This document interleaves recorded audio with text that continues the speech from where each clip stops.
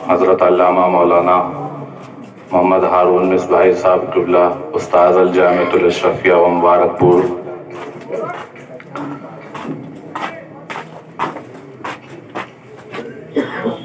اور حضرت مولانا مفتی محمد حسین مصباحی صاحب قبلہ استاذ الجامعۃ الاشرفیہ مبارک پور، اور اسٹیج پر جلوہ بار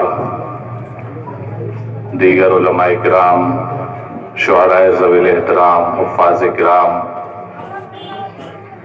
اور میرے سامنے موجود جملہ حاضرین کرام، السلام علیکم ورحمۃ اللہ وبرکاتہ۔ الحمدللہ والصلاة والسلام علی رسول اللہ وعلی من اتبع سبیل من اناب الی اللہ، اما بعد فاعوذ باللہ من الشیطان الرجیم، بسم اللہ الرحمن الرحیم، فیہا یفرق کل امر حکیم،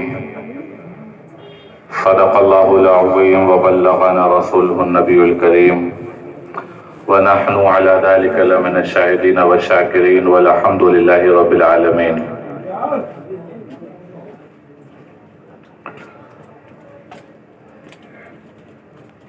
آج کی اس محفل میں کچھ عرض کروں، اس سے پہلے آئیے ہم سب مل کر نہایتی ادب و احترام کے ساتھ خاتم النبیین سید المرسلین رحمت للعالمین شفیع المذنبین ارواحنا فدا حضور سرکار احمد مجتبیٰ محمد مصطفیٰ صلی اللہ علیہ وسلم کی بارگاہ گوہر بار میں نہایتی ادب و احترام کے ساتھ درود شریف کا نذرانہ پیش کریں۔ اللہم صلی علی سیدنا مولانا محمد وعلی آل سیدنا مولانا محمد وبارک وسلم، صلاۃ و سلام علیک یا رسول اللہ صلی اللہ تعالی علیہ وسلم۔ یہ محفل جس کا نام محفل نور رکھا گیا ہے، جو منعقد کی گئی ہے شب برات کی مناسبت سے۔ شب برات یعنی ماہ شعبان المعظم کی 15ویں رات۔ براءت کا مطلب ہوتا ہے چھٹکارا۔ اب کس چیز سے چھٹکارا؟ وہ ہے جہنم۔ جہنم سے چھٹکارے کی یہ رات ہے۔ اگر ہم اس رات میں نیک اعمال کریں گے، العزت کو راضی کرنے کے اعمال کریں گے، تب تو ہمارے لیے یہ شب براءت ہے۔ لیکن اگر ہم اس کو فضول کاموں میں ضائع کر دیں گے، ادھر ادھر دوڑ بھاگ میں ضائع کر دیں گے، ایک قبرستان سے دوسرے قبرستان، پھر پورے شہر کے سارے قبرستانوں کے چکر لگانے میں ضائع کر دیں گے، اور عبادت کے لیے، نیک اعمال کرنے کے لیے اس رات میں ہم کوئی اہتمام نہیں کر سکے، تو یہ رات بھی دیگر راتوں کی طرح ہو کر رہ جائے گی، اور اس رات کا جو مقصد ہے جہنم سے چھٹکارا، اس میں ہم پیچھے رہ جائیں گے۔ یہ رات بہت عظیم رات ہے۔ اس رات کا معاملہ یہ ہے کہ اس رات کے بارے میں آتا ہے فیہا یفرق کل امر حکیم، ہر حکمت والا کام اس رات میں بانٹ دیا جاتا ہے۔ اس رات میں ہر حکمت والا کام بانٹ دیا جاتا ہے۔ اور بھی بہت سارے فضائل اس رات کے آئے ہیں، اور یہ جو ماہ شعبان المعظم، یہ حضور صلی اللہ علیہ وسلم کو بہت پسندیدہ مہینہ تھا۔ روایات میں آتا ہے کہ حضور صلی اللہ علیہ وسلم جیسے ہی رجب کا مہینہ آ جاتا تھا، ویسے ہی حضور یہ دعائیں کرنا شروع کر دیا کرتے تھے، اللہم بارک لنا فی رجب و شعبان و بلغنا رمضان۔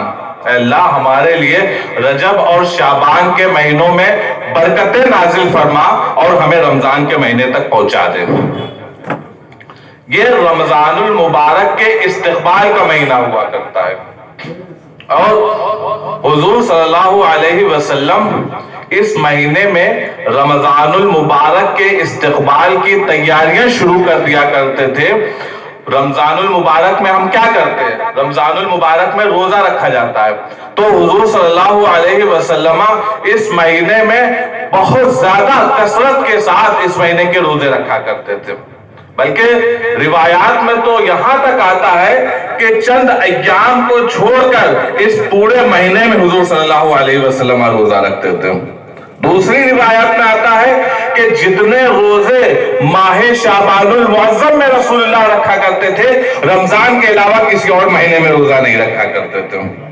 یہ رمضان استقبال کا مہینہ ہے، اور پھر جب یہ رات ماہ شعبان المعظم کی رات آ جاتی ہے تو حضور صلی اللہ علیہ وسلم اس رات کے حوالے سے فرماتے ہیں کہ اس رات میں عبادت کرو اور اس کے دن کا روزہ رکھو۔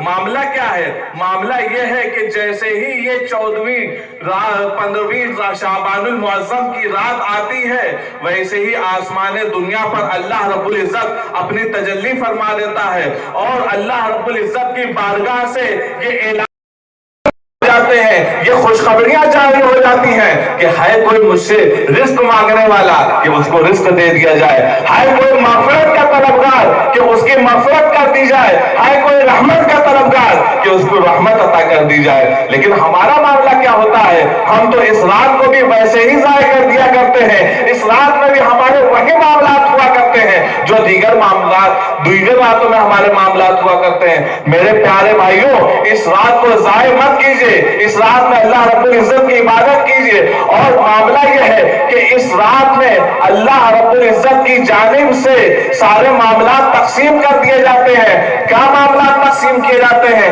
پورے سال کا معاملہ لکھ دیا جاتا ہے، فرشتوں کے سپرد کر دیا جاتا ہے کہ اس سال کون مرے گا، اس سال کس کو کتنا رزق دیا جائے گا۔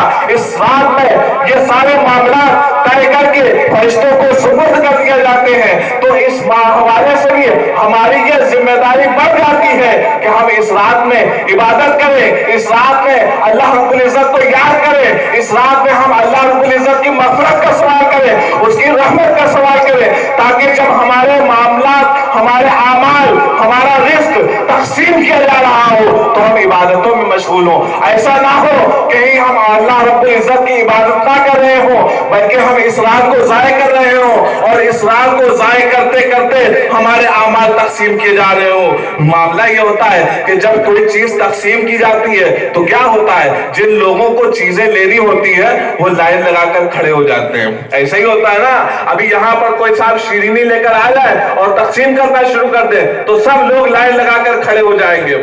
ایسے ہی معاملہ اللہ رب العزت کی بارگاہ میں بھی ہونا چاہیے۔ اگر آپ کو اللہ رب العزت کا رزق چاہیے تو آپ اللہ رب العزت کی بارگاہ میں حاضر ہو جائیے، اس سے اپنے رزق کا سوال کیجیے۔ اگر آپ کو مغفرت چاہیے، اپنے گناہوں کی مغفرت چاہیے، تو اللہ رب العزت کی بارگاہ میں حاضر ہو جائیے۔ اللہ رب العزت اس رات میں تو اعلان فرماتا ہے، اللہ رب العزت کی بارگاہ سے یہ اعلان ہوتے رہتے ہیں کہ میں تو مغفرت کروں گا، کوئی مغفرت مجھ سے مانگے تو میں تو رزق دوں گا، کوئی مجھ سے رزق مانگے تو۔ لیکن ہم کیا کرتے ہیں؟ یا تو ہم موبائل میں مشغول ہوتے ہیں، یا تو ہم گاڑیوں سے ادھر ادھر گھوم رہے ہوتے ہیں، ہمارے بچے کیا عمل کر رہے ہوتے ہیں، ہمارے بچے آتش بازیاں کر رہے ہوتے ہیں، اور جب بچے آتش بازی کرتے ہیں تو ان کو پیسہ کون دیتا ہے؟ وہ اپنے پیسے تو آتش بازی کرتے نہیں ہیں، وہ اپنے والدین سے پیسہ لیتے ہیں۔ آتش بازی بچہ کر رہا ہے، پیسے آپ نے اس کو دیے ہیں، تو جہاں بچہ آتش بازی کا گنہگار ہے اس سے بڑھ کر آتش بازی کے گنہگار آپ ہوں گے، کیونکہ والدین ہی کی ذمہ داری ہوتی ہے کہ بچوں کو اچھی تربیت دے، اچھی پرورش کرے، ان کو نیک اعمال میں لگائے، برے اعمال سے بچائے۔ اللہ رب العزت کے پیارے رسول صلی اللہ علیہ وسلم نے ارشاد فرما دیا، تم میں سے ہر شخص ذمہ دار ہے اور ہر شخص سے اس کی ذمہ داری کے بارے میں پوچھا جائے گا۔ والدین سے بچوں کی ذمہ داری کے بارے میں سوال کیا جائے گا، تم نے بچوں کی ذمہ داری کیسے نبھائی تھی، ان کی اچھی تربیت तरबियत करी थी उनको नेक अमाल में लगाया था या उनको बुरे अमाल में लगा दिया था? अगर बुरे अमाल में लगाया था तो उन बच्चों को तो जो गुनाह मिला वो मिला, उन बच्चों के गुनाह में जिम्मेदार वालिदैन भी होंगे अगर उनसे उनकी तरबियत में कमी रह गई होगी। तो मेरे भाइयों, अगर आप इस रात को बुरे अमाल में ज़ाया कर देते हैं, इधर उधर घूमने में ज़ाया कर देते हैं, तो आपको सिर्फ एक रात का खसारा नहीं उठाना पड़ेगा, आपका ये खसारा पूरे साल का खसारा होगा। क्योंकि इसी रात में तो सारे अमाल तकसीम हो रहे हैं, सारा रिज़्क़ तकसीम हो रहा है, अल्लाह रब्बुल इज़्ज़त मग़फ़िरत का ऐलान कर रहा है, रहमत का ऐलान कर रहा है। लेकिन हम क्या कर रहे हैं? हम या तो इधर उधर मोबाइल चला रहे हैं या तो इधर उधर इस रात में दूसरे मामलात कर रहे हैं। और अल्लाह रब्बुल इज़्ज़त की जानिब से जब मग़फ़िरत के आम ऐलान होते हैं तो वहीं पर हर शख्स को तो मग़फ़िरत दी जा सकती है, लेकिन चंद लोग होते हैं जिनको अल्लाह रब्बुल इज़्ज़त की जानिब से इस बराअत वाली, इस छुटकारे वाली, इस मग़फ़िरत वाली रात में भी छुटकारा और बराअत और मग़फ़िरत नहीं मिलती। और वो लोग अगर हमारे भी वही आमाल हों तो हमें आज ही इस रात में ही इन बुरे आमाल से तौबा कर लेनी चाहिए। अगर आप इस रात में तौबा कर लेंगे तो अल्लाह रब्बुल इज़्ज़त की जानिब से आपको मग़फ़िरत मिल जाएगी। वो लोग कौन होते हैं? एक तो वो हैं जो अपने वालिदैन की नाफरमानी करते हैं। वालिदैन का नाफरमान इस अजीम रात में भी मग़फ़िरत नहीं पा सकता अगर वो अपने वालिदैन की नाफरमानी कर रहा है। वालिदैन का अल्लाह रब्बुल इज़्ज़त ने बहुत मकाम और मर्तबा दिया है। वालिदैन का मामला तो यह है कि कुरान मुक़द्दस में इरशाद हुआ, वला तक़ुल लहुमा उफ़, उनसे उफ़ तक का लफ्ज़ ना कहो। अगर वो आपको कोई काम कहने को कर रहे हैं, कहने के लिए कह रहे हैं, तो आपकी ये जिम्मेदारी बनती है कि अपने वालिदैन की फरमाबरदारी करें, अपने वालिदैन की इताअत करें। हाँ, अगर वो बुरा कोई अमल करने के लिए कह रहे हैं, शरीयत की मुखालफत करने के लिए कह रहे हैं, तो उनकी इताअत नहीं की जाएगी। लेकिन जिस काम में शरीयत की मुखालफत ना हो, उस काम में वालिदैन की इताअत करना लाजिम और जरूरी हुआ करता है बच्चों पर। अगर वो अपने वालिदैन की इताअत नहीं करेंगे तो वो गुनहगार होंगे, और जो वालिदैन का नाफरमान होगा वो इस मग़फ़िरत वाली रात में भी छुटकारा नहीं पा सकता, इस मग़फ़िरत वाली रात में भी उसकी बख्शिश नहीं हो सकती। और एक और कैटेगरी जो इस रात में बख्शी नहीं जाती, वो किन लोगों की होती है? वो रिश्ते तोड़ने वालों की कैटेगरी होती है। आज हमारी सोसाइटी में ये बात बहुत आम हो चुकी है कि हमारे दूसरों से तो बहुत अच्छे ताल्लुकात हैं, जमाने भर से हम अच्छे ताल्लुकात निभाते फिर रहे हैं, लेकिन घर में हम बुरे बने हुए हैं। अपने भाई से हमारे बुरे ताल्लुकात हैं, बहन से हमारी पटरी नहीं खा रही है, वालिदैन से हमारी पटरी नहीं खा रही है, करीबी रिश्तेदारों से हमारे ताल्लुकात टूटते चले जा रहे हैं, और पूरी सोसाइटी में हम अच्छे बने हुए हैं। आपकी ऐसी अच्छाई हरगिज काम नहीं आ सकती अगर आप अपने रिश्तेदारों के बुरे हैं। आप अगर अपने रिश्तेदारों के साथ बुराई कर रहे हैं, आपके अगर अपने रिश्तेदारों के साथ अच्छे ताल्लुकात नहीं है, एक जिम्मेदारी हमारी ये भी बनती है इस रात में कि हम ये तहैया कर लें, ये अहद कर लें, ये अपने से वादा कर लें कि अब हम अपने रिश्तेदारों के साथ हुस्न सुलूक, कतई रहमी नहीं करेंगे, सिला रहमी करेंगे, अपने वो रिश्तेदारों के साथ अच्छे ताल्लुकात बनाएंगे, अच्छे रिलेशंस बनाएंगे। तो एक कैटेगरी ये हो गई जिनकी मग़फ़िरत नहीं होती है। और तीसरी कैटेगरी वो है शराब पीने की मुदावमत करने वालों की। जो लोग शराब पीते हैं उनकी भी इस रात में मग़फ़िरत नहीं की जाती। पहले हमारी सोसाइटी में यह हुआ करता था कि कोई मुसलमान को अगर देख लेता था कोई दूसरे मजहब का भी इंसान, तो अगर वो शराब पी रहा होता था तो वो अपने मुंह से शराब हटा लेता था, पीछे इधर उधर छुपा लिया करता था। लेकिन अब हालात बदल चुके हैं, अब हम बहुत ज्यादा मॉडर्न हो चुके हैं। और मॉडर्न किस तरह से हुए हैं? जब दूसरे मजहब वाला हमें देखता है शराब पीते हुए तो एक जाम हमारी तरफ भी बढ़ा दिया करता है। यह हमारी सोसाइटी नहीं थी। अल्लाह रब्बुल इज़्ज़त ने कुरान मुक़द्दस में इरशाद फरमाया, يسألونك عن الخمر والمیسر قل فیہما اسم کبیر ومنافع للناس۔ اے محبوب، لوگ آپ سے شراب اور جوئے کے بارے میں پوچھتے ہیں، سوال کرتے ہیں کہ اس کا معاملہ کیا ہے۔ آپ ارشاد فرما دیجئے اس میں بہت بڑا گناہ ہے، بہت بڑا گناہ ہے۔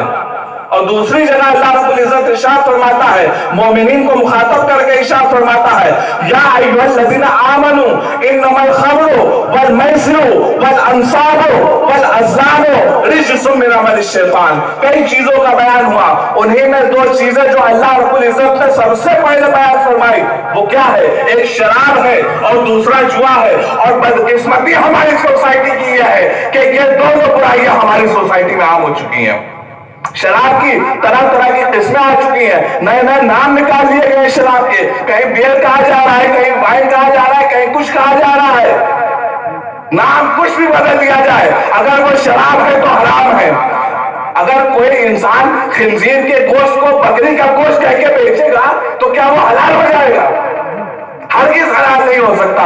بالکل یہی معاملہ شراب کا بھی ہے، نام آپ کچھ بھی رکھ لیجئے، لیکن اگر اس میں نشہ ہے، اگر وہ انسان کی عقل کو کھا جاتی ہے، اگر اس کو پینے کے بعد انسان کو حلال و حرام کی تمیز نہیں رہ جاتی، اگر اس کو پینے کے بعد انسان اپنی عورت پر ظلم کرنے پر آمادہ ہو جاتا ہے، اگر انسان شراب پینے کے بعد اپنی بیوی کو طلاق کرتا نظر آتا ہے تو وہ شراب حرام ہے۔ اللہ رب العزت کی ایسے شراب پر لعنت ہے۔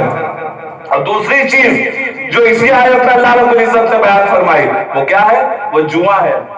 جوئے کے بھی بھائی صاحب بڑے نئے نئے نام آ چکے ہیں اور بہت آسان کر دیا گیا ہے۔ قیامت جیسے جیسے قریب آ رہی ہے، حلال کام، نیک کام کرنا مشکل ہوتا جا رہا ہے۔ بالکل وہی معاملہ ہے جو رسول اللہ صلی اللہ علیہ وسلم نے ارشاد فرمایا تھا کہ قیامت کے قریب معاملہ یہ ہو جائے گا کہ انسان کے لیے اپنے ایمان کی حفاظت کرنا اتنا مشکل ہو جائے گا جتنا اس کے ہاتھ میں انگارہ پکڑنا مشکل ہوگا۔ وہی معاملہ ہمارے لیے آ چکا ہے۔ حلال کام کرنا بہت مشکل ہے اور جتنا کام حرام ہے وہ آسان ہو چکا ہے۔ آج بہت سارے ایپ آ چکے ہیں، ڈریم 11 جانے کیا کیا نام سے ہماری سوسائٹی میں سٹے بازی عام ہو چکی ہے۔ نوجوان کیا کر رہا ہے؟ سڑک کے کنارے یہیں بیٹھ کر دن میں آپ کو جہاں جلسہ نظر آ رہا ہے رات میں، لیکن آپ کو دن میں آپ گزریں گے اس راہ سے، یہیں کہیں سوسائٹی میں ہمارے بچے کہیں کوئی ڈریم 11 پر ٹیم بنا رہا ہوگا، کہیں اور دوسرے طرح سے جوا کر رہا ہوگا، اسی طرح کے جوئے چل رہے ہوں گے، اور کچھ اگر نہیں کر رہا ہوگا تو وہ لوڈو پر جوا کھیل رہا ہوگا۔ یہ سارے طریقے یہ شیطانی طریقے ہیں۔ قرآن مقدس میں اللہ رب العزت نے بیان فرمایا رجس من عمل الشیطان، شیطان کے گندے کاموں میں سے یہ ہے۔ اگر شیطان کا گندا کام ہم کر رہے ہیں تو ہم کتنے گندے ہو چکے ہیں۔ تو میرے بھائیوں، جو لوگ شراب پیتے ہیں اللہ رب العزت ان کی بھی اس رات میں مغفرت نہیں فرمائے گا۔ تو اگر آپ کو اللہ رب العزت کی مغفرت چاہیے تو آپ کو یہ سب کام چھوڑنا ہوں گے، اور اس رات کے آنے سے پہلے ہماری ذمہ داری یہ ہوتی ہے کہ اگر ہمارا کسی کے اوپر کوئی حق رہ گیا ہے تو ہم سچے دل سے خلوص نیت کے ساتھ اس سے معافی مانگ لیں۔ معافی مانگنے کا طریقہ یہ نہیں ہوتا ہے کہ ہم نے کچھ بھی کیا ہو کہہ دے بھائی سوری معاف کر دو مجھے۔ اگر آپ نے کسی کا حق لیا ہے تو اس کو لوٹائیں گے تب آپ اس کے بعد کہیں گے بھائی مجھے معاف کر دو۔ 100 روپے آپ کھا کے کہہ دے بھائی مجھے معاف کر دو، ایسے معافی نہیں ہو جاتی۔ کسی کا آپ نے کوئی حق غصب کیا ہے، غصب کر کے آپ بیٹھے ہوئے ہیں، اپنی بہن کا اپنے باپ کی پراپرٹی میں سے حصہ کھا کے بیٹھے ہوئے ہیں، اس کے بعد بھائی بہن سے جا کے کہہ دیں کہ بہن مجھے معاف کر دو، آج شب برات کی رات، شب برات آ چکی ہے، تو اس طرح کی معافی سے کام نہیں چلنے والا۔ آپ کو اپنی بہنوں کو پراپرٹی میں حصہ دینا پڑے گا، تب اس کے بعد کہیں جا کر آپ معافی کے حقدار ہوں گے۔ اس طرح کی واٹس ایپ والی معافی سے کام نہیں چلے گا۔ اگر آپ نے کسی کے اوپر کوئی ظلم کیا ہوگا تو اس ظلم کا تاوان دینا ہوگا، کمپنسیشن دینا ہوگا، اس کے بعد جا کر آپ کو معافی ملے گی۔ یہ واٹس ایپ والی معافی نہیں چاہیے اسلام میں۔ اسلام میں اگر آپ کسی پر کوئی ظلم کیے دے رہے ہیں، کسی پر آپ کا کوئی حق رہ جا رہا ہے، معاملہ یہ ہے کہ اگر آپ غیبت بھی کر دیتے ہیں تو اس سے آپ کو جا کر معافی مانگنی پڑے گی۔ آج تو غیبت ہماری سوسائٹی میں بہت زیادہ عام ہو چکی ہے. تو یہ معاملات ہیں اس رات کے. اس طرح سے اگر ہم اللہ رب العزت کی بارگاہ میں مغفرت کے طلبگار ہوں گے, عبادت میں لگ جائیں گے, اور پھر جب یہ رات آتی ہے ادھر ادھر گھوم رہے ہیں, ایک قبرستان سے دوسرے قبرستان کے چکر لگا رہے ہیں, پھر قبرستان میں بھی ہر قبر کو رونقتے ہم نظر آ رہے ہیں, اور پھر طرح طرح کی وہاں پہ برائیاں کر رہے ہیں, قبروں کے اوپر لے جا کر موم بتی نصب کر دی. آپ کا کوئی بھائی لیٹا ہو, زندہ لیٹا ہو, آپ اس کے سینے پر اندھیرے میں لیٹا ہو, آپ اس کے سینے پر لے جا کر موم بتی جلا دیں. کہے بھائی کیا کر رہے ہو؟ کہے روشنی کر رہے ہیں, یہاں پر لوگوں کو گزریں گے تو آسانی. میرے ہی سینے پر جلا کر روشنی کرو گے؟ کہیں ادھر ادھر سائیڈ میں جلا دو. لیکن آج قبرستان میں تو موم بتی کی ضرورت بھی نہیں رہے گی, ہر قبرستان میں لائٹ لگی ہوئی ہے, اس کے باوجود ہم جاتے ہیں قبرستان میں موم بتی لگا دیتے ہیں. معاملہ یہ ہے کہ حدیث میں آتا ہے کہ مردوں کو بھی انہی چیزوں سے تکلیف پہنچتی ہے جن چیزوں سے زندوں کو تکلیف پہنچتی ہے. زندہ انسان لیٹا ہوا ہے یہاں پر کوئی, ہم اس کے بغل سے چپل گزر جائیں تو بتائیے اچھا نہیں لگے گا. زندہ انسان لیٹا ہوا ہے, اس کے بالکل سر پر اگر بتی جلا دیں اچھا لگے گا کہ نہیں جلے گا؟ تو آپ کو اگر قبرستان جانا ہے اچھے معاملات کیجئے, اگر بتی جلائیے. موم بتی کی تو آج ضرورت ہی نہیں رہ جاتی. ہاں اگر کہیں بالکل اندھیرا ہے تو وہاں پر آپ جلائیں گے, لیکن قبر پر نہیں جلائیں گے. معاملہ یہ ہے کہ شریعت کا حکم یہ ہے کہ قبر اور مردے کے پاس سے جلنے والی چیزوں کو بالکل دور رکھا جائے گا. اسی لیے تو قبریں پکی نہیں بنائی جاتی ہیں. پکی اینٹوں کی قبریں ہم نہیں بناتے ہیں. پکی اینٹوں کی قبریں کیوں نہیں بناتے؟ پکی اینٹوں کی قبریں اس لیے نہیں بنائے جاتے کیونکہ پکی اینٹوں کو جب پکایا جاتا ہے تو ان کو آگ میں پکایا جاتا ہے, تو اسی وجہ سے پکی اینٹیں نہیں لگاتے, لیکن ہم وہیں پر لے جا کے موم بتی جلا دیتے ہیں. تو اگر آپ کو قبرستان کی حاضری دینی ہے تو اس کا طریقہ بھی آپ کو علماء سے سیکھنا ہوگا. اور معاملہ یہ ہے کہ ہمارے والد صاحب کی قبر وہاں بنی ہوئی ہے, اور یہاں پر وہاں سے لے کر وہاں ہم کو جانا ہی ضروری ہو گیا ہے. اب ہم رستے میں جتنی بھی قبریں پڑے, چاہے وہ کسی کی بھی ہو, ہم ان ساری کو رونقتے ہوئے جائیں گے. یہ طریقہ اسلامی طریقہ نہیں ہے. اگر آپ کے کسی قریبی دور ہے وہاں تک جانے میں آپ کو قبروں پر چلنا پڑے گا, تو شریعت کا تقاضا یہ ہے کہ آپ یہیں سے فاتحہ پڑھیں گے اور یہیں سے سارے معاملات کریں گے. ضروری نہیں ہے کہ آپ وہیں پر اپنے مردوں کے بالکل قریب جا کر ہی فاتحہ پڑھیں. دور سے بھی فاتحہ پڑھیں گے تو آپ کی فاتحہ قبول ہوگی, مغفرت کی دعا کریں گے تو مغفرت کی دعا قبول ہوگی. لیکن اگر کہیں آپ نے کسی مسلمان مومن کی قبر پر پیر رکھ دیا تو اس کا جو گناہ ہوگا اس کے آپ ذمہ دار ہو جائیں گے. تو جہاں پر آپ فائدے کے لیے جا رہے تھے وہاں بجائے فائدے کے آپ نقصان پہنچا کر آئیں گے. تو یہ سارے معاملات آپ ملحوظ خاطر رکھتے ہوئے عبادت کیجئے. اور پھر اس رات میں عبادت کرتے کرتے یہ بھی خیال رکھیے کہ کہیں پھر سے ہم موبائل نہ چلانے لگ جائیں, ریل نہ دیکھنے لگ جائیں. آج ہم بہت زیادہ ریل دیکھتے ہیں, اور معاملہ یہ ہے کہ جو ریل سب سے زیادہ بری ہوتی ہے وہی ریل ہم سب سے زیادہ پسند کرتے ہیں, اور اسی ریل کو ہم سب سے زیادہ آگے بڑھاتے ہیں. یہ بھی ایک گناہ جاریہ ہم کرتے چلتے ہیں. گناہ جاریہ کا مطلب یہ ہے کہ ہم نے ایک بار دیکھا وہ ریل اور ہم آگے بڑھ گئے, دوسرے لوگوں کو آگے بڑھا دی, پھر ہمارا اس ریل سے کوئی واسطہ نہیں رہ گیا. اب ہمارا دوست وہ ریل دیکھ رہا ہے, پھر ہمارے دوست کو بھی وہی ریل بدقسمتی سے پسند آ گئی جس میں گناہ تھا, جس میں بے حیائی تھی, بے شرمی تھی, پھر اس نے بھی اپنے کسی دوستوں کو فارورڈ کر دیا, پھر وہ ریل چل رہی ہے, سوسائٹی میں شیئر کیا جا رہا ہے. آپ کا اس ریل سے واسطہ ختم ہو گیا, آپ نے وہ ریل شیئر کر کے آپ عبادت میں مشغول ہو گئے, لیکن آپ کی وہی شیئر کی ہوئی رول دوسرے لوگ دیکھ رہے ہیں. تو آپ جہاں عبادت میں مشغول ہیں, اللہ رب العزت کی عبادت کر رہے ہیں, دعا کر رہے ہیں, اسی حال میں آپ کو اس ریل کو شیئر کرنے کا گناہ بھی مل رہا ہے. اب لوگ کہتے ہیں کہ ہماری عبادتیں قبول نہیں ہوتی, ہماری دعائیں قبول نہیں ہوتی. کیسے دعائیں قبول ہوں گی جب آپ دعا کر رہے ہوتے ہیں؟ تو اسی حالت میں آپ کا گناہ جاریہ جو آپ نے بڑھا دیا ہے آگے, اسی گناہ جاریہ کا گناہ بھی آپ کے نامہ اعمال میں آ رہا ہوتا ہے. ایسی حالت میں کہیں دعا قبول ہو سکتی ہے؟ اللہ رب العزت ہم سب کو اس رات میں عبادت کرنے کا اہتمام کرنے کی توفیق عطا فرمائے, اور شریعت کی مخالفت, شریعت کی نا قدری کرنے سے ہم سب کو بچائے. وآخر دعوانا ان الحمدللہ رب العالمین, استغفر اللہ ربی من کل ذنب واتوب الیہ. السلام علیکم ورحمۃ اللہ وبرکاتہ. मुफ्ती साहब आएंगे। अरे वो मुफ्ती साहब जो भी आए। इस नए जिस्म को पोशाक पुरानी दे दे, इस नए जिस्म को पोशाक पुरानी दे दे, जो तेरी याद में गुजरे वो जवानी दे दे, जो भी देखे वो कहे ये है मोहम्मद का गुलाम, मेरे चेहरे को खुदा ऐसी निशानी दे दे, मेरे चेहरे को खुदा ऐसी निशानी दे दे। जनाजा रहबरी करता है पीछे चलने वालों की, दिखाता है उन्हें मंजिल जो रास्ता भूल बैठे हैं। हजरात, आपको जिस वक्त का बड़ी देर से इंतजार था, आज के इस अजीम जश्न के खुसूसी खतीब यानी उम्दतुल खुतबा